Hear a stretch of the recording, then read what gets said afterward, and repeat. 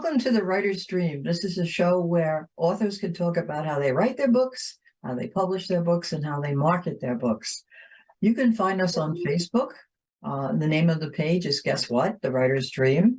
You can also find us on YouTube. On YouTube, you have to search my full name, Linda Maria Frank, click on my picture, and I have probably upwards of 60 interviews with mostly Long Island authors. Long Island is a hotbed of authors. We have many, many of them. And if you're a reader or a writer, there's a lot of good information about the books that we talk about on the show.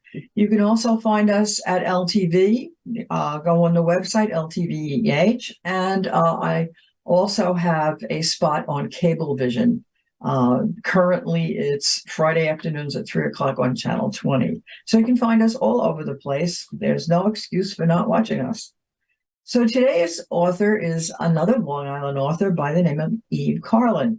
And Eve is the author of City of Liars and Thieves, Love, Death, and Manhattan's First Great Mystery, which sounds fascinating. But today's featured book is Track 61.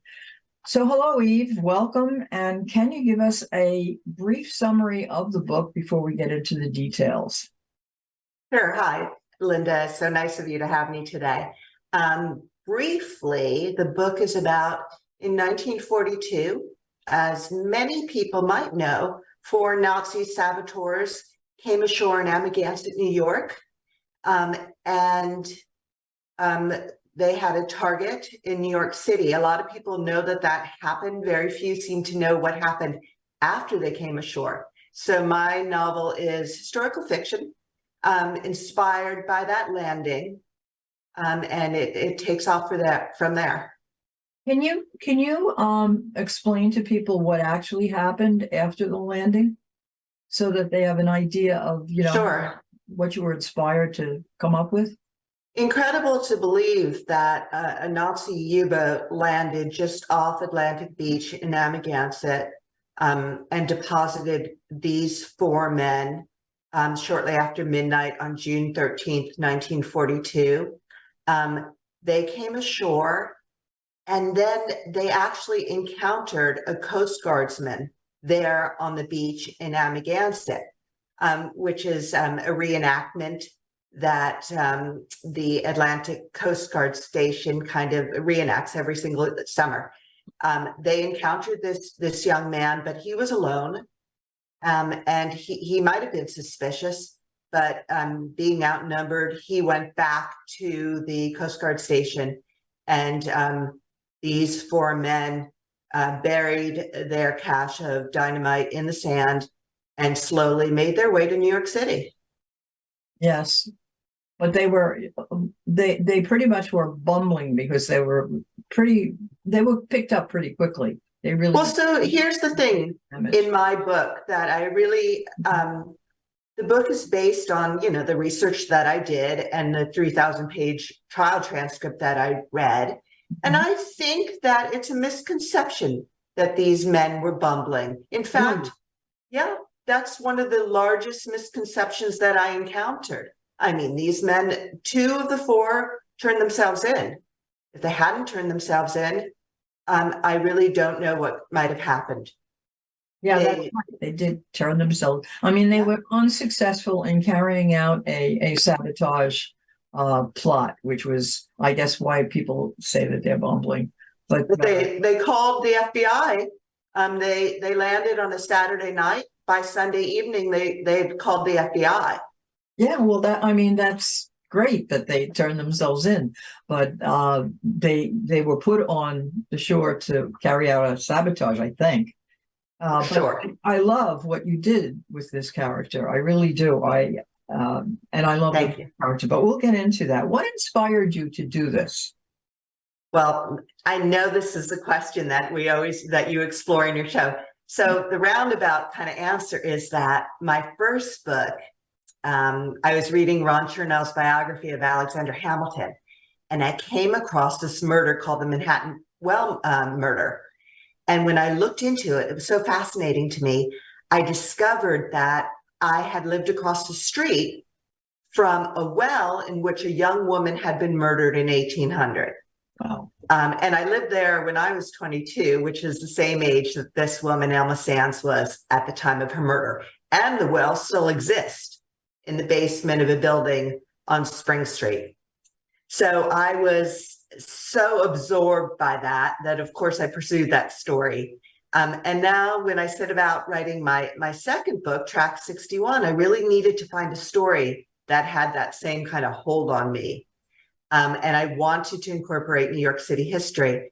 So I started to look at the places I love in Manhattan, one of which was Grand Central Station. And when I looked at Grand Central and read about that being a potential sabotage target for these men, and then I put that together with the fact that I knew in the back of my mind, having grown up in Amagansett, that these 4 men had landed here in 42. So all of a sudden, this story, came to life for me because they landed on a beach I frequented my entire childhood. So the story is very meaningful to me. Yeah, that's interesting. I have my own story about Grand Central Station. I used to do volunteer work in Central Park. I was a gardener, and I worked with one of the master gardeners, and she lived in the Bronx, and she would take the bus to the park every day. And one of the passengers who was on the bus with her every day was an FBI agent.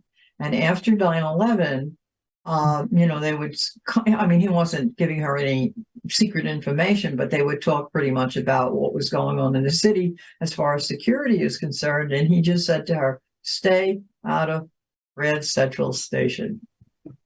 Really? So Grand Central Station evidently is a target. Well, yeah, millions of people travel through there every day. Yes. I was surprised they didn't say Penn Station, but probably Grand Central Station is also iconic. Penn Station was at the time, but not anymore. Sadly, yes. So that's probably part of it.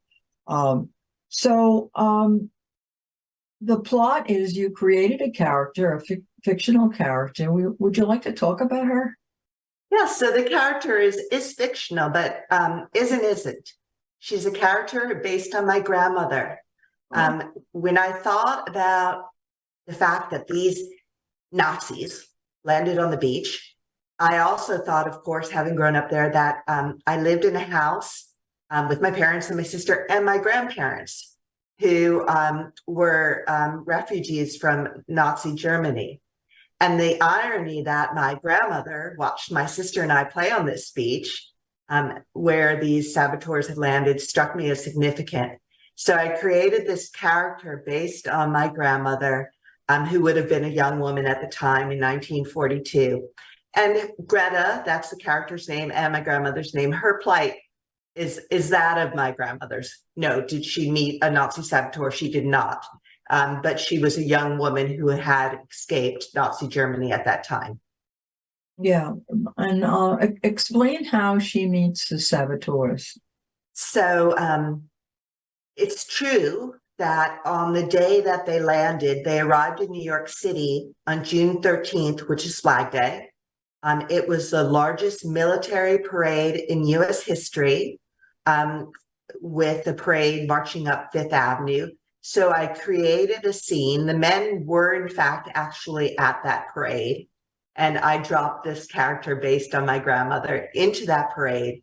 And she meets one of the men, Peter Berger, and becomes kind of embroiled in his mess. And she's sort of, what I pick up from it is that she's lonely. She's lonely. Yeah. And she meets this intriguing individual. We won't say attractive, we'll just say intriguing. And then he brings her in contact with the other characters, which you could also describe. You do it better than I do. Well, when I thought about my this character meeting one of the men, it seemed like Peter Berger was the most likely candidate to be kind of a love interest in her mind, not truly what one would think of as a love interest. And clearly he had more important issues on his mind, but she was a young woman and she was lonely. So he seemed like the best candidate because in all the court transcripts that I read, he was quite noble.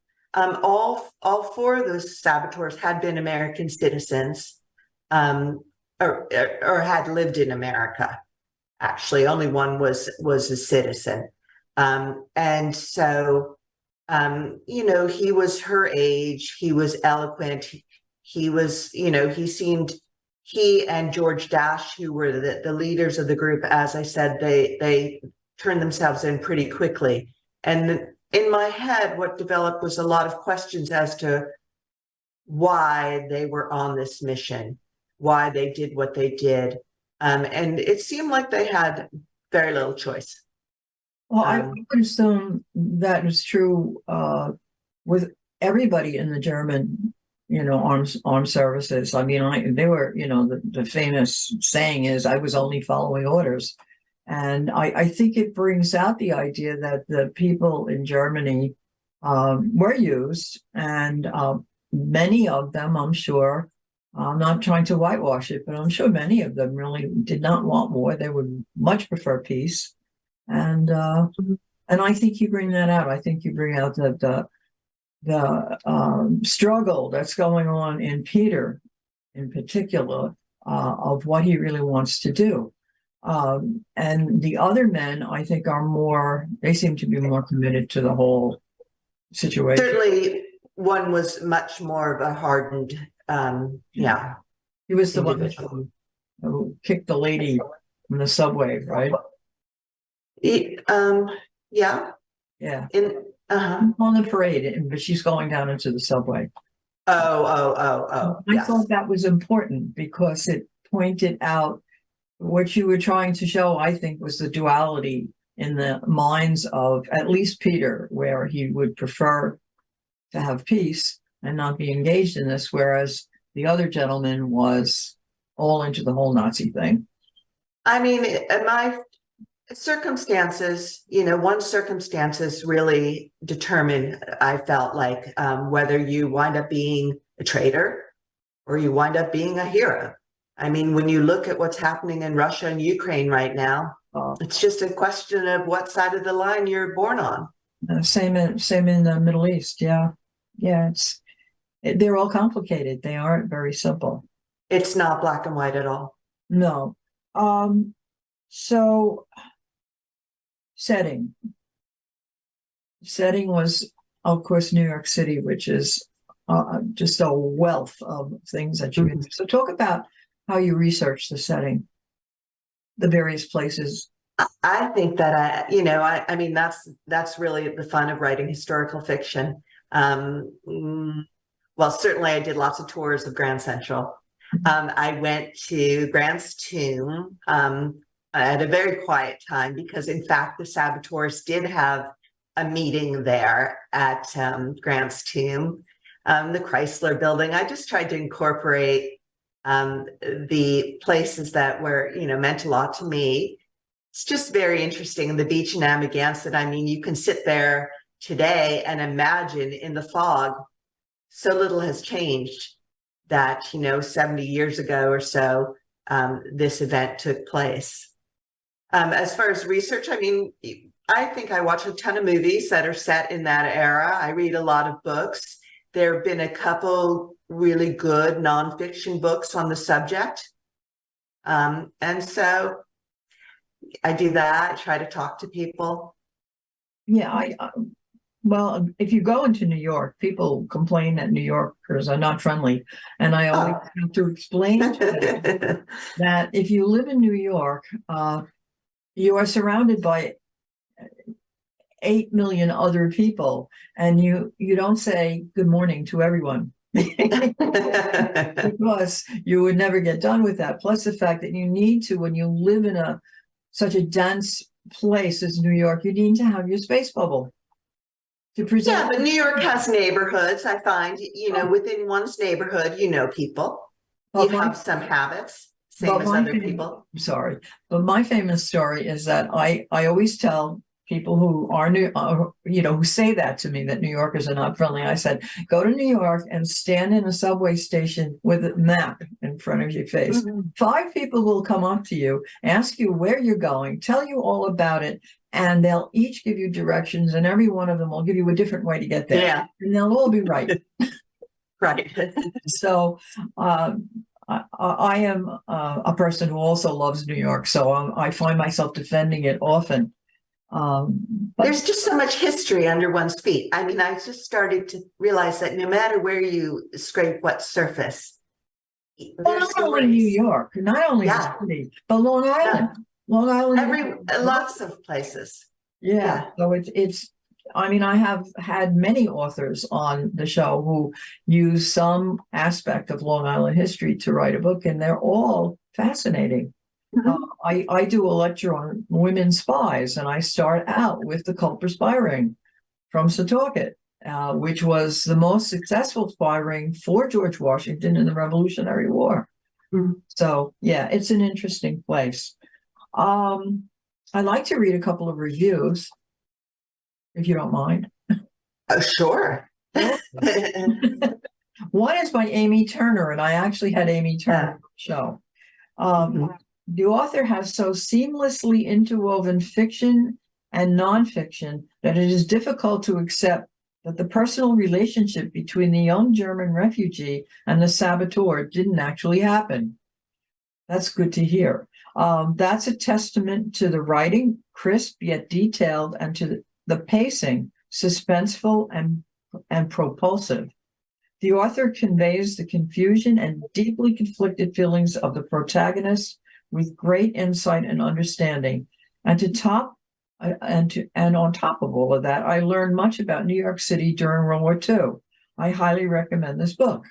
And then there's another one by a person, I don't know who it was. Oh, it was unknown Amazon purchaser.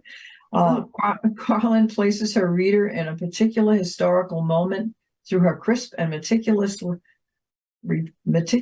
rendered descriptions. The characters allow the reader to consider the complex challenges faced by those displaced by war and the longing to belong. So the way you portrayed the character really got across. And I like Greta. I am really liking her. So is there anything else you would like to say about the book? Because I'd like to talk a little bit about marketing and publishing. I just want to say about historical fiction in general, truth is always stranger than fiction. That's one thing that I've stumbled across. And I think that if you can incorporate, if you have the freedom of calling it historical fiction, there's some really amazing stories out there that come to life when you add dialogue. I absolutely agree with that. And I've been asked about writer's block, what to do about writer's block. And I've said, no matter what your story is, it's set someplace. Mhm. And if you research the setting, you're going to find things that are very interesting. I don't care where it is. There's going to be something interesting that is going to spark an idea for you and make your story it'll cure your writer's block because then you'll want to write about it, but also it will make your story more interesting. For sure. It's a bit of a rabbit hole once you go down that and start looking at that's true. newspapers. Especially with the internet. There's no end Yeah. of the trail that you take. It reminds me of wormholes. Yeah. So how did you publish? So the first book was published. It was published by Ballantine, and it wound up it was acquired by Ballantine, and then it wound up being an ebook product of Ballantine. It sold very, very well, but it was disappointing. I had wanted it not to be simply an ebook. It sold very well, but that was the catch with that one. But I had a great experience with my editor and their publicity team, so that was nice. So the second book, I went another route. I went to a small press on the West Coast, and they published the book. It seems like small press is the choice of many, many authors. I went with the whole Annie Tillery series was with bigger self-publishing companies. And I wasn't disappointed because I didn't know what I was doing. I started writing when I was 60. And I mean, what did I know about writing a book? And I learned a lot, and they were in the beginning very good.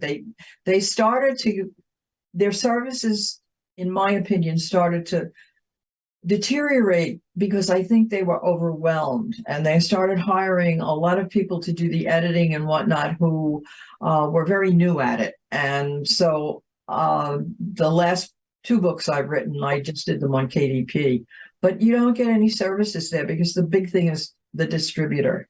It isn't so much the publisher, it's the distributor. It's for sure, it's very important. I mean, I know on the flip side, working in a retail bookstore, that it's, it's vital. Bookstores have to be able to get the book.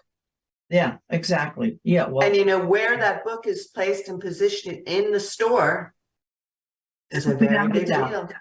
I did a lecture on how to self-publish, and I would usually do it in a bookstore or a library, and I would say to the audience, look at all these books here. How many of each one of these books sells every day?